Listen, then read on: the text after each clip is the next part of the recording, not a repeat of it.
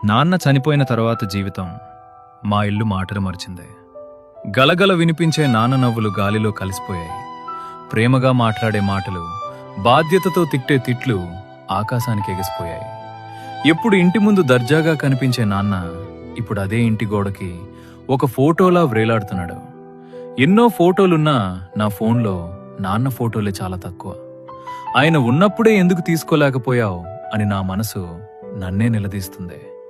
ఒక్కసారి నాన్న చేత్తో దెబ్బలు తినాలని గట్టిగా కౌగిలించుకుని ఆయన మీద ఉన్న ఇష్టాన్ని కన్నీళ్లతో చెప్పాలనుంది.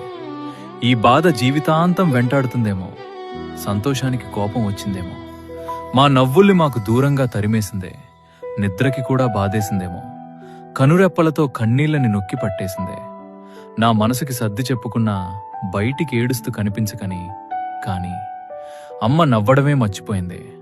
అర్ధరాత్రి లేచి నాన్నని తలుచుకుంటూ ఏడ్చే ఆమె ఏడుపు నన్ను చీల్చేస్తుంది. నాన్న ఉన్నప్పుడు ఎంతో ధీమాగా బ్రతికేవాళ్లం, కాని ఇప్పుడు నాన్న లేని పిల్లలు అని దీనంగా చూస్తుంది సమాజం. దినకర్మల తర్వాత చుట్టాలంతా వెళ్ళిపోయారు. మా ఇంటి దిక్కు ఎవరు చూడలేదింకా. అప్పుడే అర్థమైంది, నాన్న లేకపోతే గూడు చెదిరిన దిక్కులేని పక్షులమే అని. నాన్న లేనప్పుడే తెలిసింది బ్రతుకు ఇంత బరువు ఉంటుందా అని. నాన్న ఎంత బలవంతుడో